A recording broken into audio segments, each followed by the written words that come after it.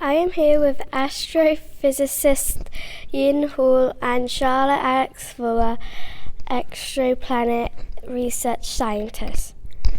What made you fall in love with the wonders of our universe and become an astrophysicist? What made me fall in love with wonders of our universe? I really love telling stories.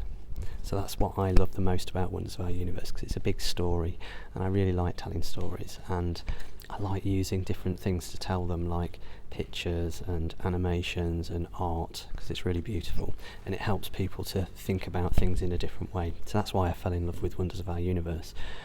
Why did I become an astrophysicist?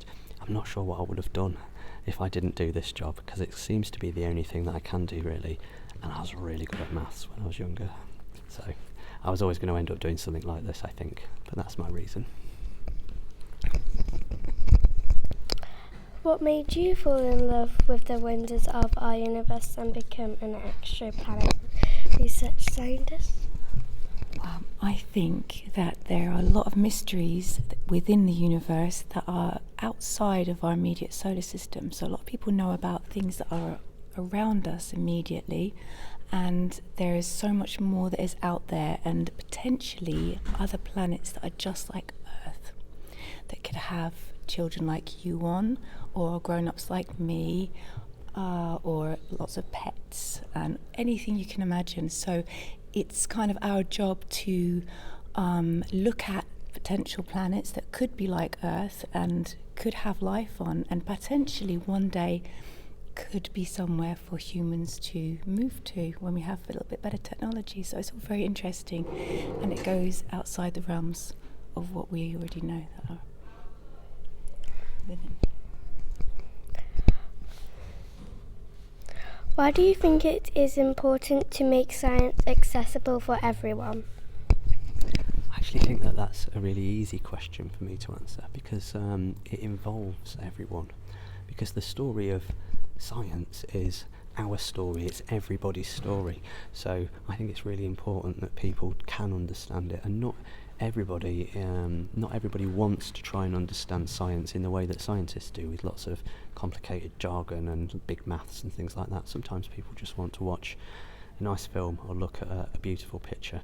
So that's why I think it's really important for everyone to understand, because it's everybody's story and we're all equally part of it. That would be my answer.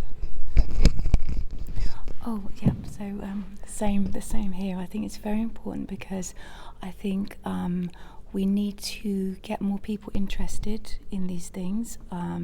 Perhaps there are too many distractions with other things, like, a lot of video games, and I know video games are fun, and a lot of other things that children are getting distracted with, but we need the next generation of scientists. So I think it's very important to engage with people on their levels where they are, and to make it a lot more interesting and fun, so that they can continue this interest into adulthood and perhaps even bring something forward for other people.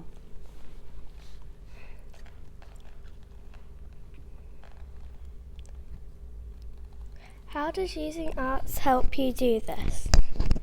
Well, I think that's a bit like the last question, isn't it? Maybe we answered that one a little bit, because not everybody really wants to try to understand science by looking at technical jargon or maths or things like that. So I think it helps to engage people who are interested in different things, and they're interested in painting, or they're interested in music, or they're interested in films or something like that. But also you can do more with that as well. So you can tell a beautiful story with a film, or with some nice written words. I really like words, and I use lots of words in Wonders of Our Universe, and I spend hours and hours and hours putting them all together and writing them so it sounds like a beautiful story. So I think that's why it's really important to include art. So what I'm telling you might be science, but I think it's done in quite an artistic way. That's why I think it's important.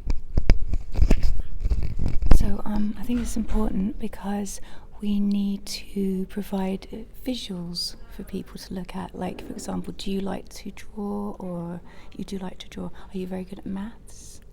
Okay, well, you're good at both, right? So in my case, it's opposite to Ian. I was always much better at drawing and painting, and I learn visually, so I have to see something as a picture in order to understand it properly. And there's lots of people like myself, and by providing arts within science, it gives them a better platform in which to learn from. So instead of putting someone in front of a blackboard and just giving them a whole load of numbers that maybe they'd lose interest in, we say, okay, let's paint something from our solar system. Let's paint a galaxy, and that way people can engage and understand it a little bit better. So it is very, very important within the sciences. I'm 9 years old. What discoveries do you think will be made in my lifetime? Wow, that's a fantastic question. A really fantastic question. What discoveries do I think will be made? I think we might find out if there's life on Mars or not, and actually it'll be somebody your age that does that as well. That's really important. Did you hear that bit? Did you hear the bit that we call Destiny in Wonders of Our Universe? And that was all about the astronauts that will fly to Mars, and those astronauts are about 9 today. So they're your age, which is really cool, isn't it? So I think that we'll find out if there's life on Mars or not. I don't know whether there is. Maybe there is, but I think it will be somebody your age today that finds that out. So that's what I think anyway. I think we'll make that discovery. I'm not sure about anything else. Oh, you took the good one. So obviously there's Mars, because we're about 25 years away from going to Mars. So you never know, we might find little green men, or we might find microbes and bacteria. I think the next big discovery, that's not related to Mars, I would guess maybe utilising solar energy a little bit more.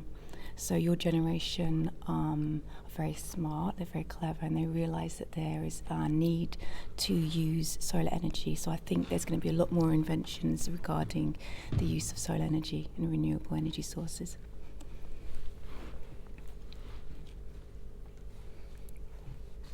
If you could travel anywhere in the universe, where would you go? Oh wow, anywhere in the universe. This is a good one. Anywhere at all. Just within this time, not back in time or anything, so within this time. I would probably go to, there's a star system called Zeta Reticuli, and apparently that's where they think aliens are from. I don't actually believe that myself, but it looks like a really, really nice star system, and it's really far away, and it looks like a good place for a holiday, so I'd probably go there, just for fun. Now she took the good one. I think, where would I go if I can't choose Zeta Reticuli? Because I would choose there as well. Because, I know, she took the good one. Where would I go? So it is a really good question, isn't it? These are the best questions we've ever had. I think I might want to go to Alpha Centauri, because we showed that, didn't we, in Wonders of Our Universe as well. And I said that maybe I'd like to travel there and see it for the first time. Maybe I might find something like that beach that I showed. So I think I'd want to go there and see if that beach exists, because I think it'd be cool to walk on it and write my name on it.